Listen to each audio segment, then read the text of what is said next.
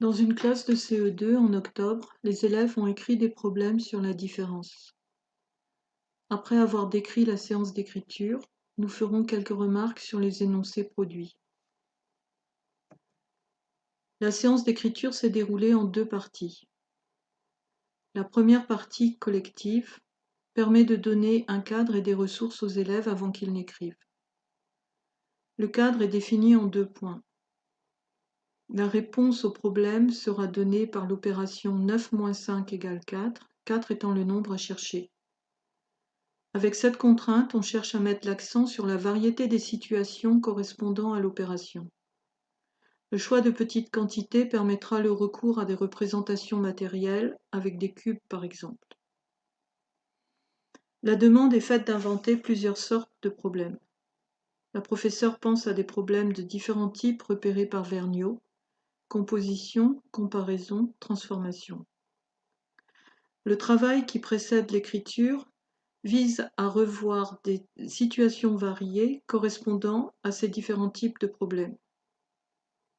À l'issue du travail collectif, le tableau présente des éléments qui peuvent être repris et qui, on l'espère, peuvent fonctionner comme indice de rappel du travail qui aura été fait.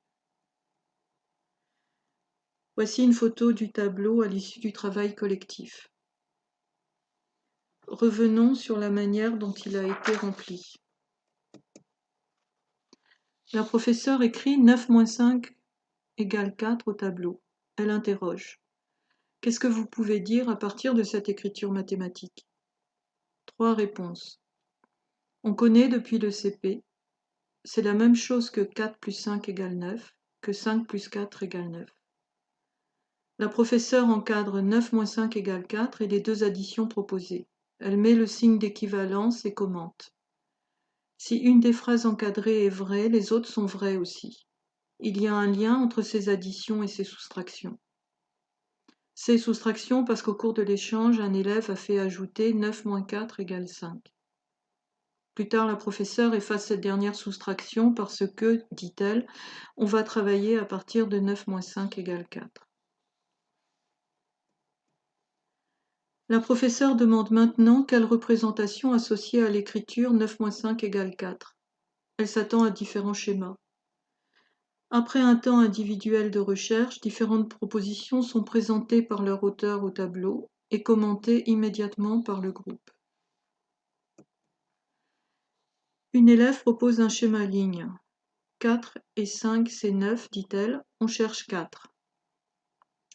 Ce schéma correspond au tracé réalisé par plusieurs élèves, comme la professeure a pu le voir. Ils tracent un pont de 9, puis un deuxième pont en reculant à partir de la graduation 9. Sur ce pont, ils écrivent 5. Un troisième pont montre la quantité à trouver. On pourrait dire qu'ils ont enlevé 5 à 9.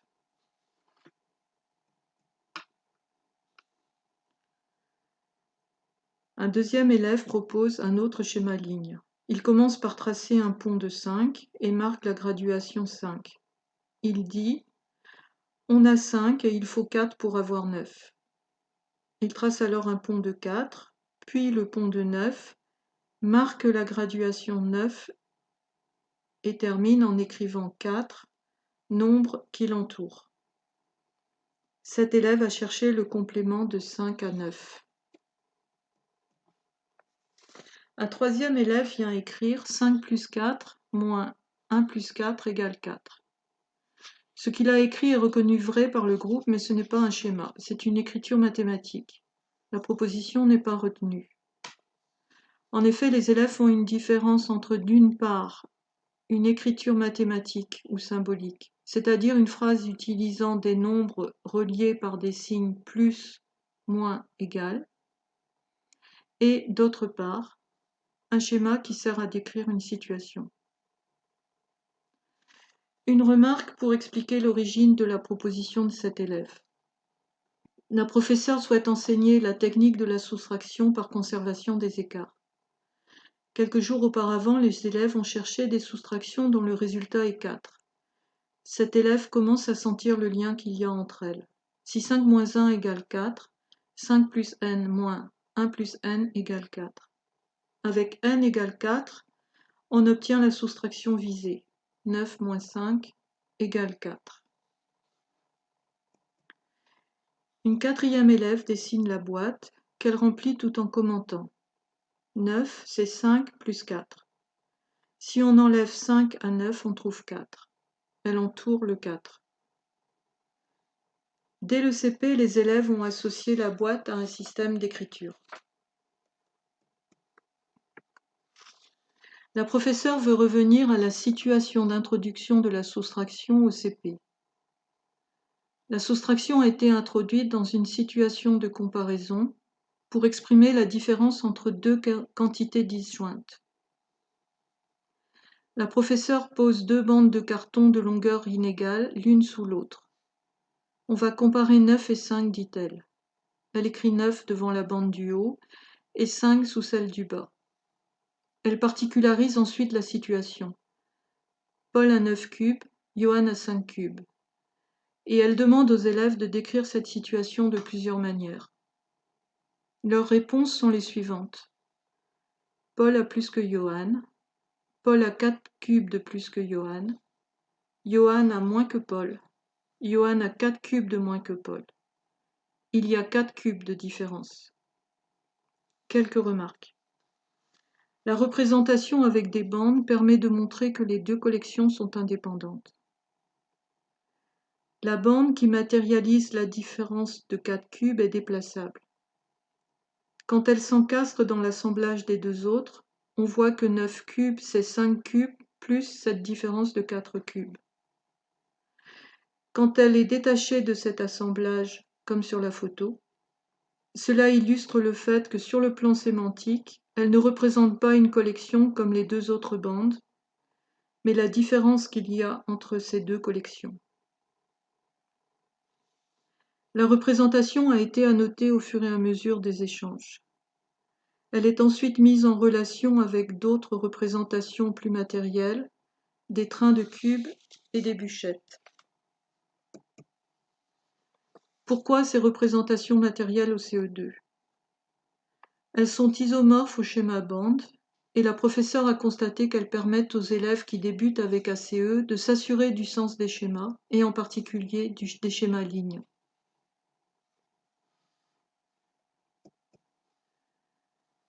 La professeure propose un troisième schéma ligne qui traduit la représentation faite avec les bandes. Pour montrer qu'il s'agit de deux collections de cubes indépendantes, chacun des enfants gardant la sienne, on peut présenter ces collections l'une au-dessus et l'autre au-dessous de la ligne. Une élève vient compléter ce schéma en représentant la différence par un pont rouge sur la photo. Elle termine en écrivant D égale 4. L'état du tableau fournit aux élèves un paysage de représentation, un univers de représentation liés, dont la prise en compte enrichit la lecture de chacune d'entre elles.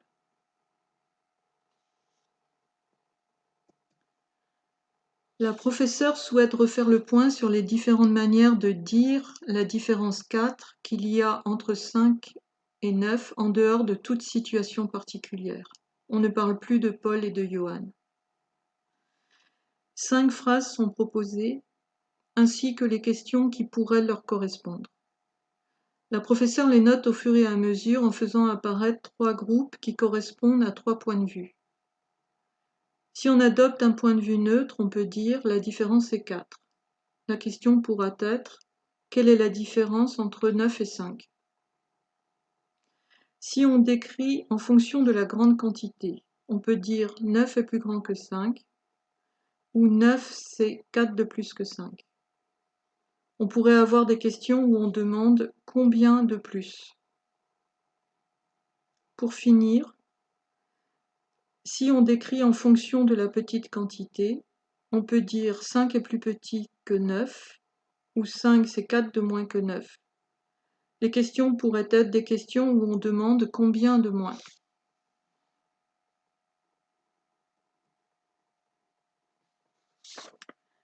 La professeure demande des phrases commençant par si. Elles ont été travaillées au CE1. Elles font référence à deux manières de rétablir l'égalité, en enlevant ou en ajoutant la différence à un des termes de la comparaison. Les élèves ont deux réponses. Si on enlève 5 à 9, ça fera 4. Si on ajoute 4 à 5, ça fait 9. Une remarque sur les intentions de la professeure pour comprendre la suite. Les problèmes de transformation n'ont pas été étudiés. Comme les élèves pourraient écrire des problèmes de ce type, la professeure a décidé de montrer deux choses. Comment un schéma en 3 étapes chronologiques permet de traiter la dimension temporelle.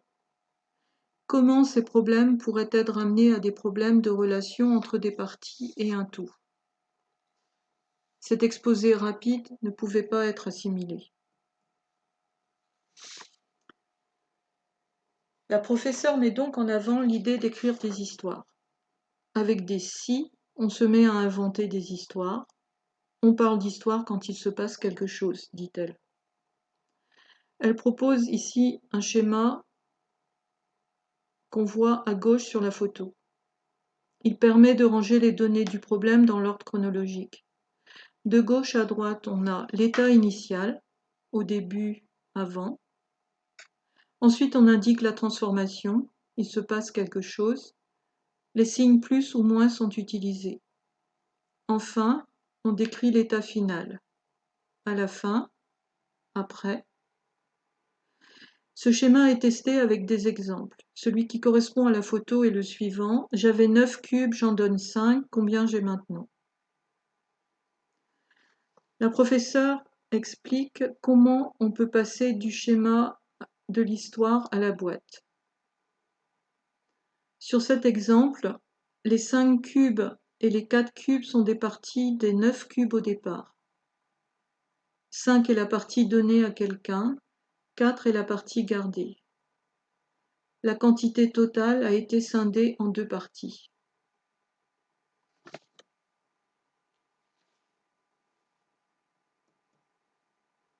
C'est le moment pour les élèves d'écrire, les consignes sont précisées. Utilisez les nombres 9, 5, 4. La question posée devra être résolue en posant l'opération 9 moins 5 égale 4. Il faut écrire plusieurs problèmes différents pour montrer différentes manières de parler de la différence. Et il est conseillé de se servir du tableau. Quelques commentaires sur ce tableau. Ils sont écrits sur la diapositive suivante. À première vue, le tableau montre les représentations associées à l'écriture 9 moins 5 égale 4 qui ont été rencontrées par la classe depuis le CP. Certaines ont été facilement fournies par les élèves.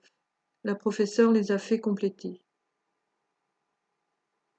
Au fur et à mesure que les connaissances ont été exposées, elles ont été mises en correspondance les unes avec les autres, ce qui revient à dire qu'elles ont été retravaillées. Le savoir s'est modifié.